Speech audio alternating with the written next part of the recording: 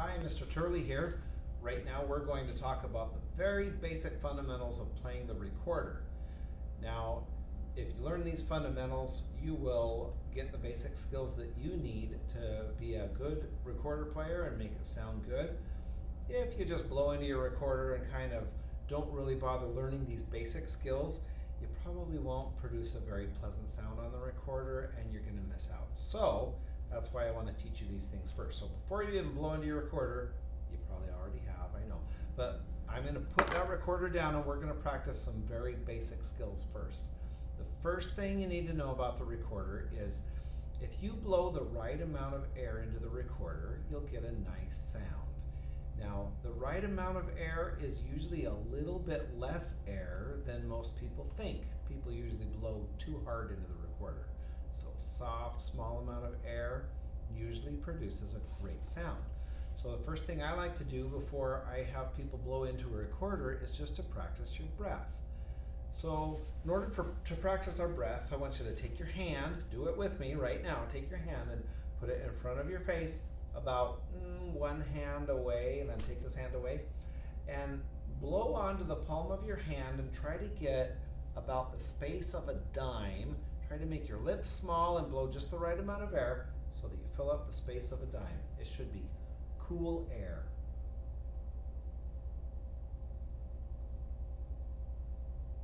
All right.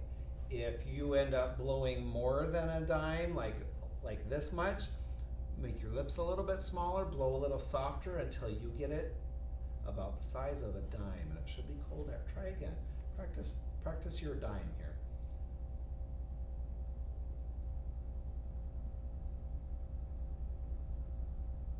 All right, if you've got that dime shape, you'll notice there's not very much air coming out of your lungs, out of your mouth.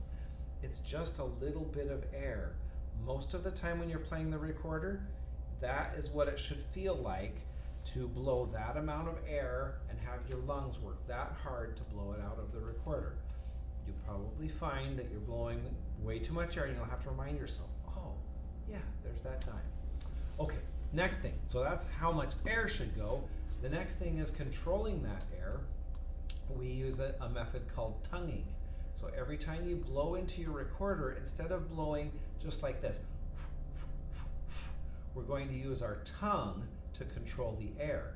So my tongue is going to go to the top of my mouth, which is stopping the air, and then it's going to release the air like this.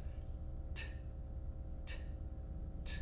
Notice how it sounds like I'm saying the letter T, or if you do it even softer, you can make it sound like a letter D, like d, d, d. But let's just go with like the letter T and go echo after me. I'm going to go t. You do it.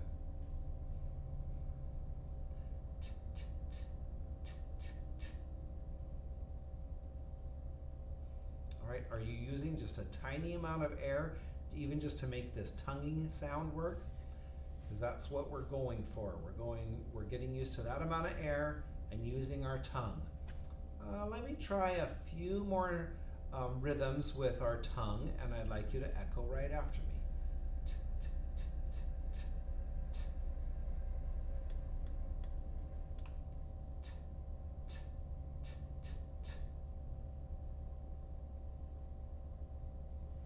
So that is tonguing.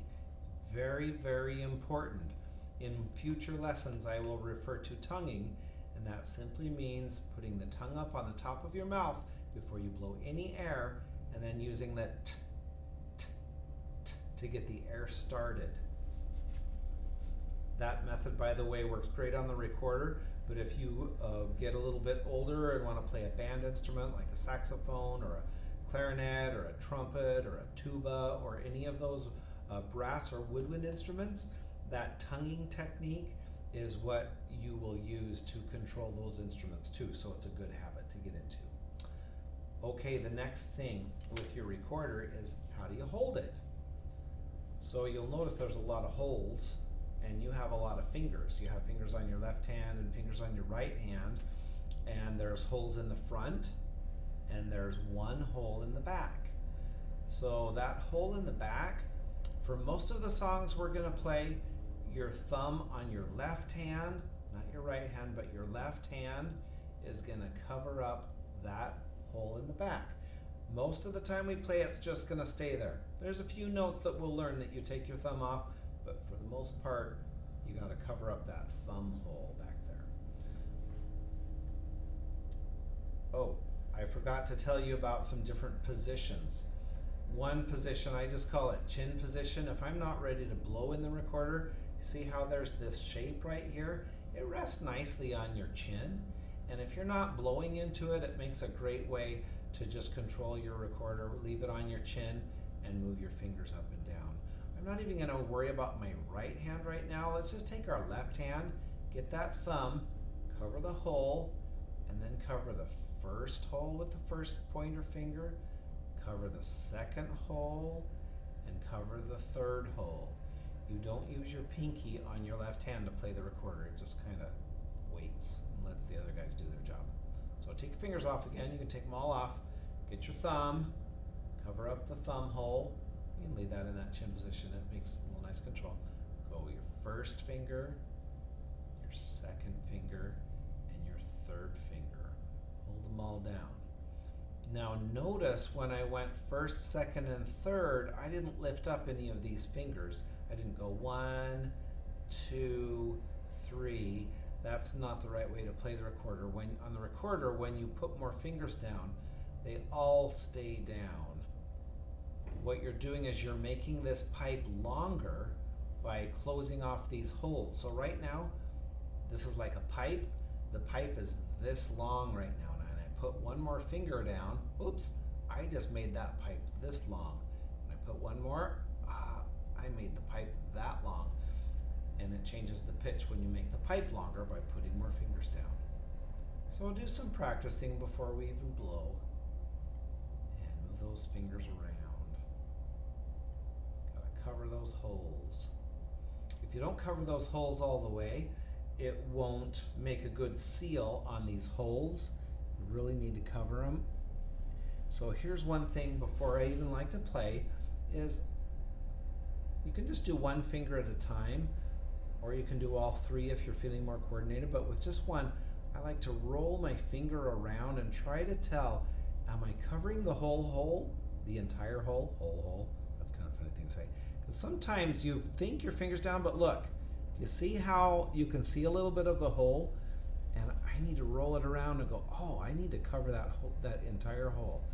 If I cover the second one, roll your finger around and cover it.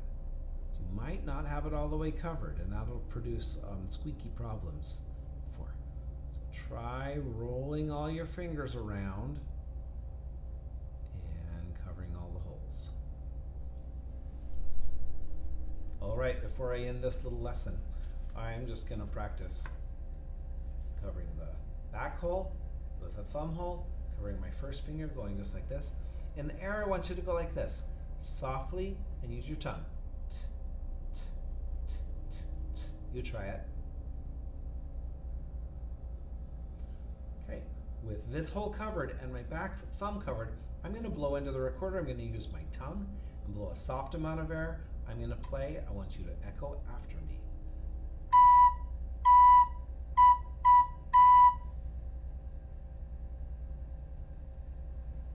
Notice I put it right in my lips and I just blew that amount of air, and I can use my tongue to stop the air, and it works great. I'm going to play another rhythm. Echo after me.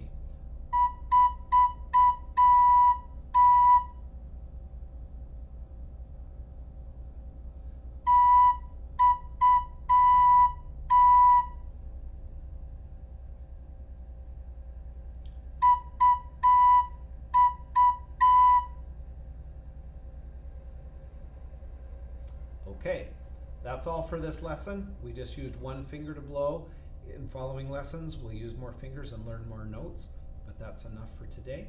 So thank you very much. Until next time.